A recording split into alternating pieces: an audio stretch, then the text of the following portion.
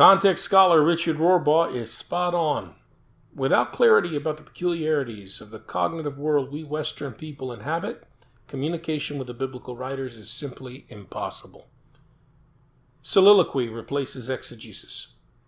Cultural pep talk gets called homily and sermon.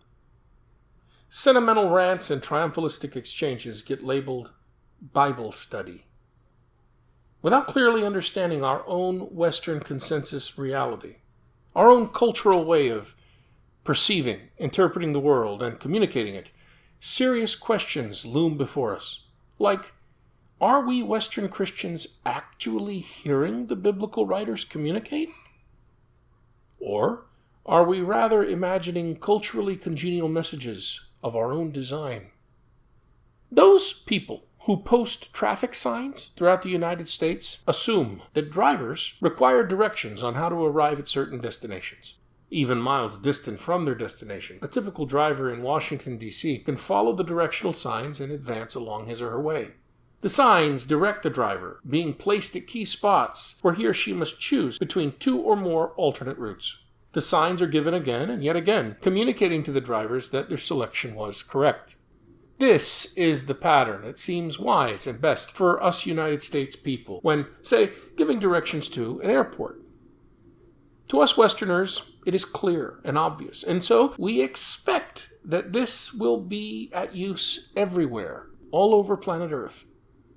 But what happens if you are driving, say, in Tokyo, trying to get to the international airport? After you pass the final point where you can choose to turn into the airport or go somewhere else, only after going down the road where behind you and now inaccessible to your vehicle is the possibility for selecting one of multiple destinations, suddenly you discover the road you are on is marked for airport and that this is the only possible destination for you. I think most people intuit the great potential for misunderstanding and blundering communication in a face-to-face conversation between interlocutors belonging to two very different cultures. But it's very curious, isn't it? Amazing and astonishing that zero difficulty is anticipated when we read cross-culturally. And whenever you read the Bible, my friends, you are reading cross-culturally. Whether you're an atheist, an agnostic, a believer, or a fundamentalist believer, in the West it makes no difference. We Western Bible readers automatically assume that we can read the Bible with ease and clarity without any work, without having to take into account the origins of this strange library from an ancient and alien Mediterranean culture so very different from anything in our 21st century Western world. Richard Rohrbaugh thinks that it seems most terrifyingly plausible that American Bible readers of any stripe or Christian background, Catholics included, are totally unable to distinguish between canon and United States culture.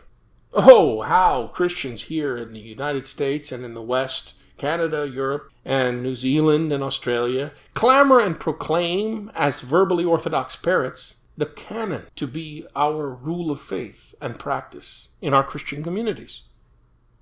But in how we read the scriptures, all of us Western Christians demonstrate constantly that our commitment is to our own Western culture. And this has been and is far more profound than we are aware of, much less admit.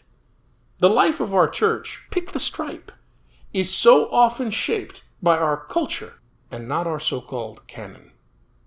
First, our cultural ignorance concerning the Bible and Mediterranean culture is just the beginning of the intractability of the problem of projecting our United States individualistic selves onto the sacred pages.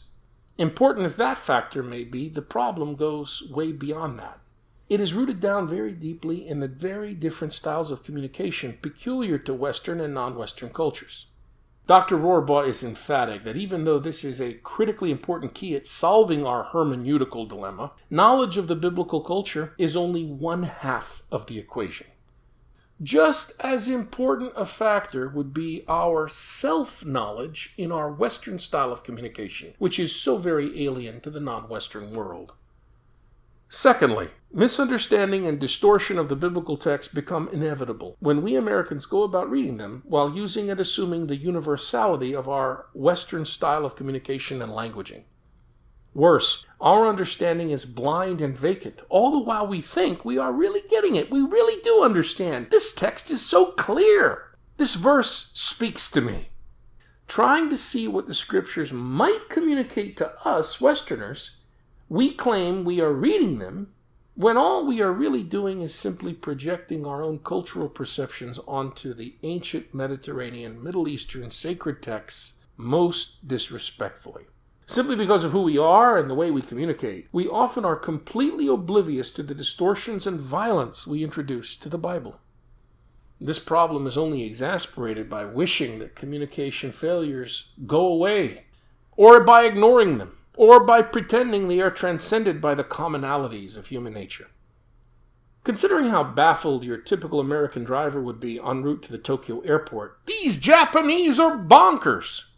Think about some types of roadblocks that plague our cross-cultural reading of the Bible. Again, because all Bible reading is cross-cultural reading.